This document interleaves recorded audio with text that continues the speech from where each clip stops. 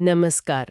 आजकल बिजनेस में हर फैसला डेटा के आधार पर होता है, पर इतने सारे डेटा को समझना और उसके लिए सही टूल चुनना ये अपने आप में एक चैलेंज है। आज हम असाइनमेंट ऑन क्लिक के एक लेख के आधार पर बात कर रहे हैं दो बहुत ही पॉपुलर टूल्स की, एक्सेल और पावर बीआई। देखेंगे कि कौन कब और क्यों बेहतर है। जी हाँ। देखिए, माइक्रोसॉफ्ट एक्सेल, इससे तो हम सब अच्छी तरह वाकिफ हैं। सालों से स्प्रेडशीट का मतलब बादशाह रहा है। बिल्कुल। डेटा एंट्री हो, बेसिक एनालिसिस या फिर फाइनेंशियल मॉडलिंग बहुत काम आता है। लेकिन हाँ, जब डेटा बहुत ज़्यादा हो जाता है या फिर वो अलग अलग जगहों से आ रहा हो, तब एक्सेल थोड़ा धीमा पड़ जाता है ना। बिल्कुल सही कहा। और यहीं पे मतलब माइक्रोसॉफ्ट का पावर भी आ जाता है। ये खास तौर से बिजनेस इंटेलिजेंस के लिए ही बनाया गया है। बड़े डेटा सेट्स को संभालना, अलग अलग स्रोतों को जोड़ना और फिर उसे ऐसे विजुअल्स में दिखाना जो इंटरैक्टिव हों, ताकि आप सिर्फ देखें नहीं बल्कि समझें, पैटर्न पकड़ सकें। अच्छा, तो ये सिर्फ ज्यादा डेटा संभालने की बात नहीं है, डेटा से मतलब निकालने का तरीका भी वो अलग है। हाँ बिल्कुल। चलिए, तो फिर इनके जो मुख्य अंतर हैं उन पर थोड़ी और बात करते हैं। सबसे पहला और बड़ा फर्क कहाँ पर है? सबसे पहले तो डेटा संभालने की क्षमता ही देख लीजिए।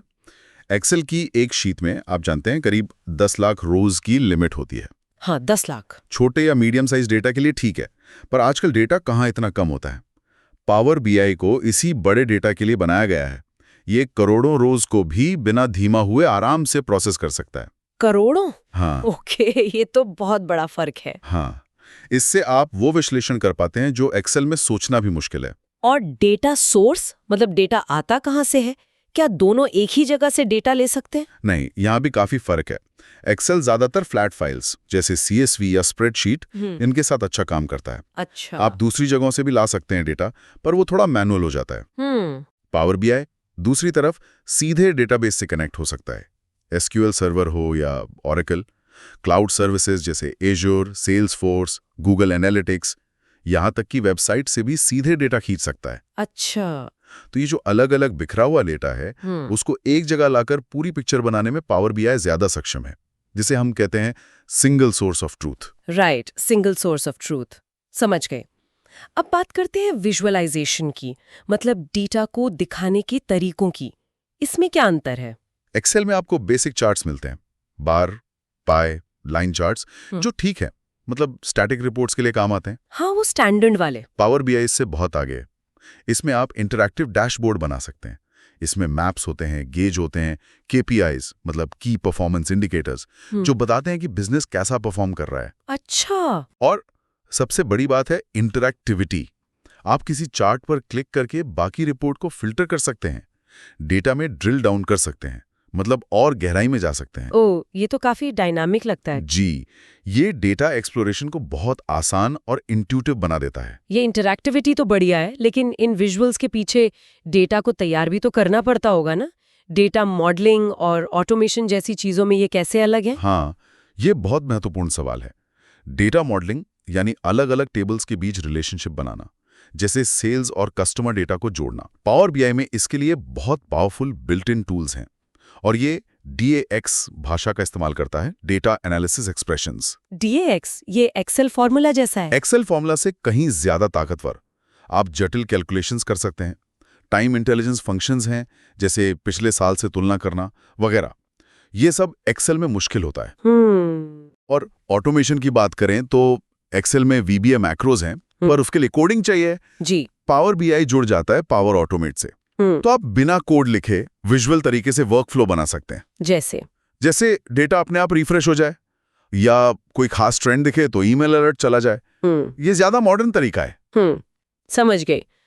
तो ये तो साफ है कि पावर बीआई बहुत कैपेबल है, पर क्या इसका मतलब ये है कि अब एक्सेल की जरूरत नहीं? मतलब किसी को पावर बीआई कब चुनना चाहिए एक्सेल की जगह? नहीं, ऐसा बिल्कुल नहीं है। एक्सेल आज भी बहुत काम का टूल है, खासकर पर्सनल काम के लिए, छोटी मोटी कैलकुलेशन के लिए, छोटे डेटा सेट्स के लिए। अच्छा। पावर बीआई तब चुनना चाहिए जब आपका डेटा वाकई बड़ा और कॉम्प्लेक्स हो, जब आपको सिर्फ रिपोर्ट नहीं बल्कि इंटरैक्टिव डैशबोर्ड बनाने हो, जब डेटा कई अलग अलग सोर्स से आ रहा हो और उसे मिलाना हो, जब आपको टीम के साथ मिलकर रिपोर्ट्स पर काम करना हो, शेयर करना हो, और जब आप डेटा प्रोसेस को ऑटोमेट करना चाहें। तो ये इंडिविजुअल एनालिसिस से टीम बेस्ड बिजनेस इंटेलिजेंस की तरफ एक कदम है। बिल्कुल। एक तरह से वही है। लेकिन ये जो शिफ्ट है एक्सेल से पावर बीआई पर जाना, क्या ये मुश्किल नहीं है? सुनने में थोड़ा टेक्निकल लगता है। देखिए, शुरू में थोड़ा चैलेंजिंग लग सकता है क्योंकि इंटरफेस नया है, कॉन्सेप्ट्स थोड़े अलग हैं, ये मैं मानता हूँ। हाँ। पर माइक्रोसॉफ्ट ने इसे काफी यूजर फ्रेंडली बनाने की कोशिश की है। और सबसे अच्छी बात, पावर बीआई का एक फ्री वर्जन भी आता है। ओह, फ्री वर्जन भी है? जी, तो आप बिना पैसे खर्च किए इसे सीख सकते हैं, ट्राई कर सकते हैं। छोटे प्रोजेक्ट से शुरू करें, ऑनलाइन बहुत सारे ट्यूटोरियल्स हैं और ये एक्सेल के साथ इंटीग्रेट भी हो जाता है। तो ऐसा नहीं कि एक्सेल को एकदम छोड़ना पड़ेगा, आप धीरे धीरे शिफ्ट कर सकते हैं। ये अच्छी बात है कि ये एक साथ काम कर सकते हैं। हाँ, और रियल टाइम डेटा को हैंडल करने की क्षमता भी इसे खास बनाती है। तो अगर हम संक्षेप में कहें, एक्सेल अपनी जगह बेहतरीन है, खासकर जल्दी वाले काम और छोटे डेटा के लिए। लेकिन जब बात बड़े डेटा की हो, गहरे विश्लेषण की हो और इंटरैक्टिव विजुअल्स से कहानी कहने की हो, तो पावर बीआई एक ज्यादा मजबूत और कह सकते हैं स्ट्रेटेजिक विकल्प है। आपने बिल्कुल सही समझा। बात सिर्फ सही टूल चुनने की नहीं है, बात है कि आप अपनी डेटा को कितनी अच्छी तरह समझ पाते हैं और उस समझ के आधार पर कितने बेहतर फैसले ले पाते हैं। डेटा को जानकारी बनाना और फिर जानकारी को एक्शन में बदलना। बिल्कुल।